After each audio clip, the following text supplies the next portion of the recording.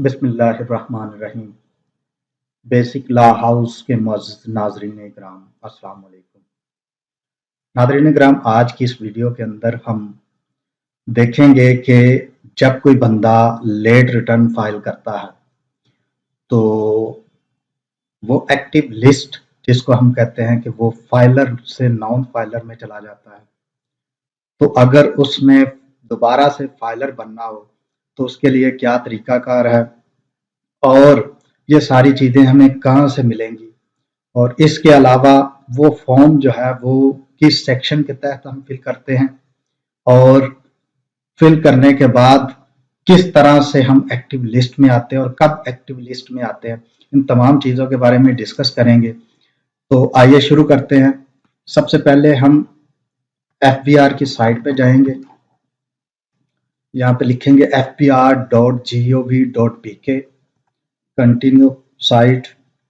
उसके बाद हम जाएंगे इनकम टैक्स बेसिक्स, इस पे क्लिक करेंगे तो ये इस तरह का एक व्यू हमारे सामने आ जाएगा। यहां से हमने सिलेक्ट करना है इनकम टैक्स लिस्ट, ATL इसको बोलते हैं, एक्टिव टैक्स पेयर लिस्ट।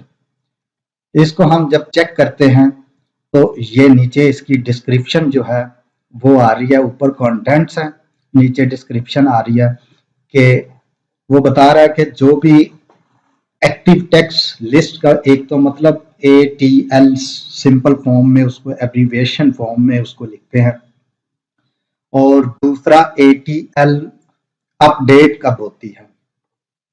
तो इसके बारे में उसने बताया कि ये 1 मार्च को जो है वो अपडेट होती है, और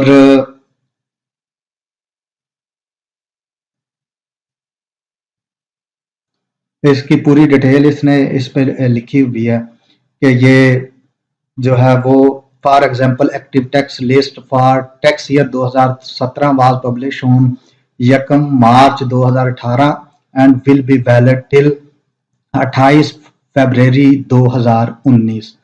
यानी कि एक्टिव टैक्स लिस्ट का जो साल उसने बताया वो फरवरी जो है वो 1 मार्च से शुरू होगा और 28 फरवरी तक जो है वो जाएगा। वो अगर 18 है तो 19 फरवरी तक, और अगर 19 है तो 20 फरवरी तक।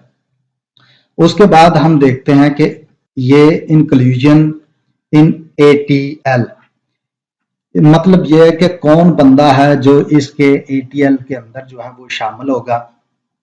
तो ये एक डिटेल जो है डिस्क्रिप्शन उसने दी हुई है कि अगर तो आप जो है वो 1 मार्च को जो 2019 है उसके अंदर जो है आप जाहिर होना चाहते हैं या आप उसके अंदर आना चाहते हैं, तो आपके लिए ये जरूरी है कि आप जो 2018 की रिटर्न है वो आपने फाइल की हो, और इसी तरह अगर आप 20 में आना चाहते हैं तो आपने टैक्स ईयर 2019 की रिटर्न जो है वो फाइल की हो। और इसके अंदर एक रिस्ट्रिक्शन इसने ये लगाई है कि जो उस बंदे का नाम जो है वो एक्टिव लिस्ट के अंदर आएगा, यानी कि वो बंदा फाइलर कंसीडर किया जाएगा जिस बंदे का जो है वो ड्यू डेट पे उसने रिटर्न फाइल की होगी। कहता है if the person has not filed tax return by the due date specified by income tax authorities, कि जिस बंदे ने वो रिटर्न जो है वो ड्यू डेट पे नहीं की है तो वो ATL के अंदर जो है ना वो नहीं आएगा। For example to be a part of the ATL publish on a person must file tax return by specified due date.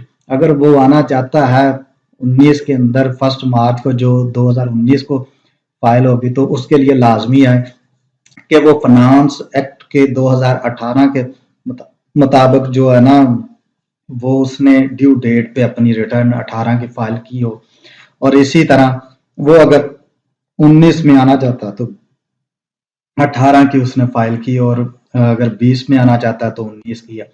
लेकिन इसके अंदर एक उन्होंने रिलैक्सेशन ये दे दिया कि however through finance act 2019 a person name can be part of ATL। ये 2019 finance act के अंदर एक अमेंडमेंट आई थी जिसके अंदर उन्होंने ये कहा था कि अगर आप ड्यू डेट पे रिटर्न फाइल नहीं करते हो और आप एक्टिव लिस्ट के अंदर आना चाहते हो तो फिर आपके लिए ये है कि आप जो है ना वो सरचार्ज जो है वो पे कर दें।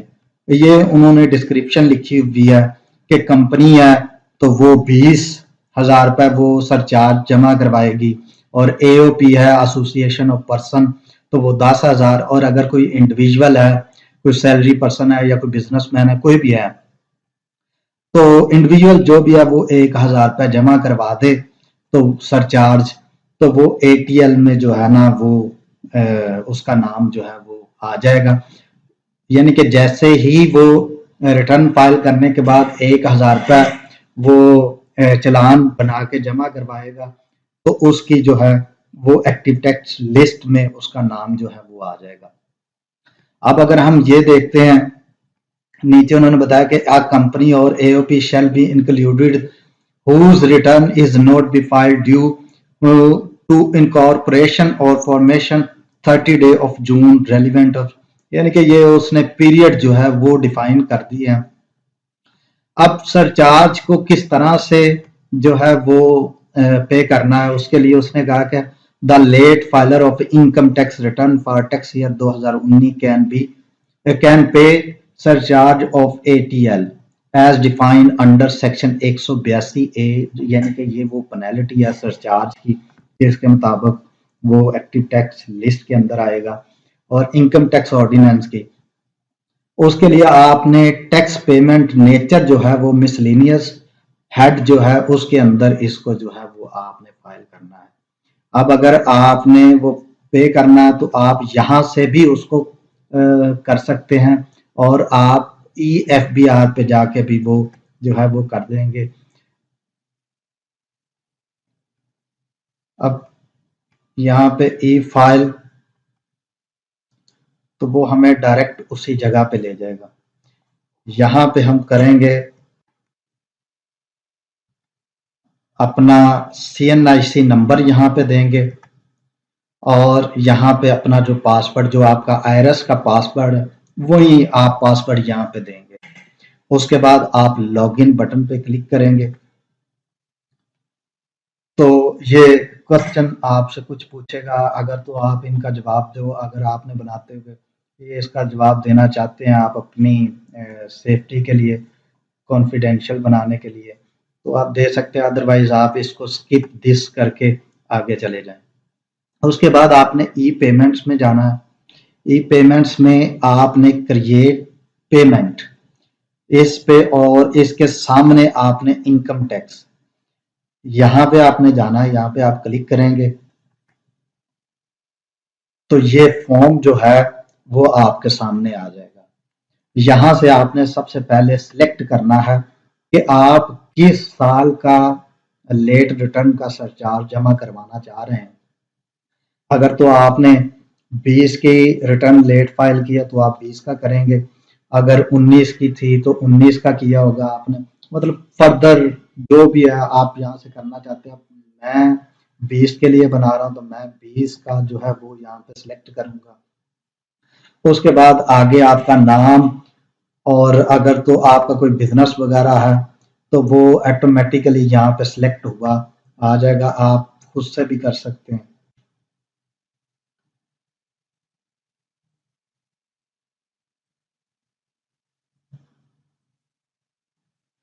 उसके बाद आप यहाँ से नेचर के अंदर जो है ना वो आप नेचर इसकी सिलेक्ट करेंगे जो हमें उसने बताई है कि आपने मिसलेनियस जो है वो सिलेक्ट करना है। हम यहाँ से मिसलेनियस को सिलेक्ट करेंगे।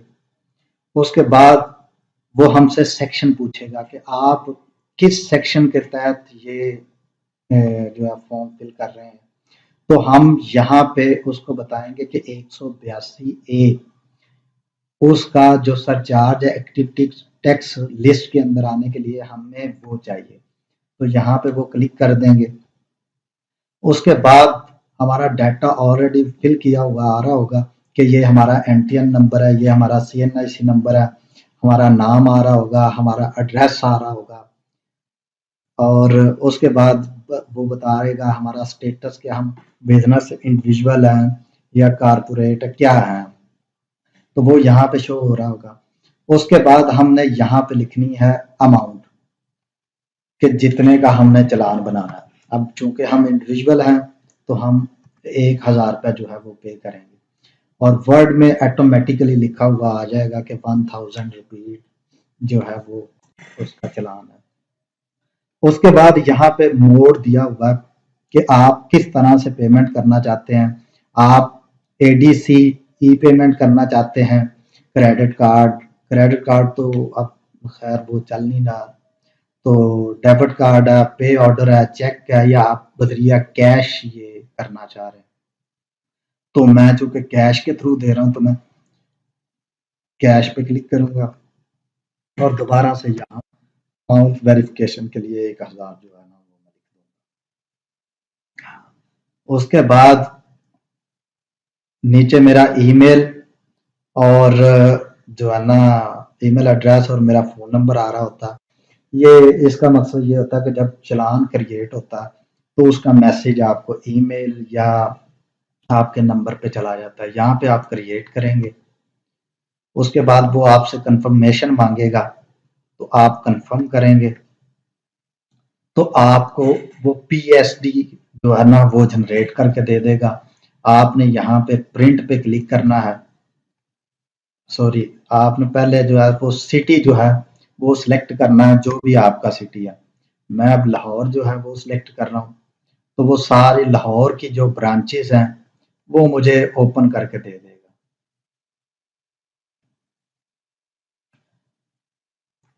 और ये इसका वो आपको ये भी बताएगा कि ये आपने डिपॉजिट कहाँ पे करना है। अगर आप ऊपर देखें, you may deposit your payments in any national bank of Pakistan, उसकी जो सब ब्रांचेज हैं या नेशनल बैंक है, जो भी नेशनल बैंक के अंदर आप ये चालान जो है वो किसी भी जगह पे, वो लाहौर के अंदर ये ब्रांचेस दी हुई है, आप वहां पे जमा करवा सकते हैं। तो मैं प्रिंट के बटन पे क्लिक करूंगा तो ये एक पीएसडी जो है वो मुझे डाउनलोड करके दे देगा। ये डाउनलोड हो रही है, ये डाउनलोड हो गई। अब अगर मैं इस पे क्लिक करूं तो ये ओपन होगी इस तरह से, ठीक है। इसके अंदर वो सारी मेरा tax payer name, business name, address और कितने का वो चालान है वो, और ये सारी चीज़ें जो है वो मुझे उसने चालान की फॉर्म में दे दी है।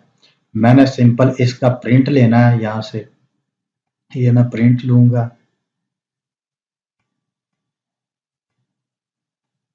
और प्रिंट लेने के बाद मेरे पास ये प्रिंट आ जाएगा और मैं उसको जाके बैंक के अंदर जो है वो जमा करवा दूंगा, नेशनल बैंक के अंदर।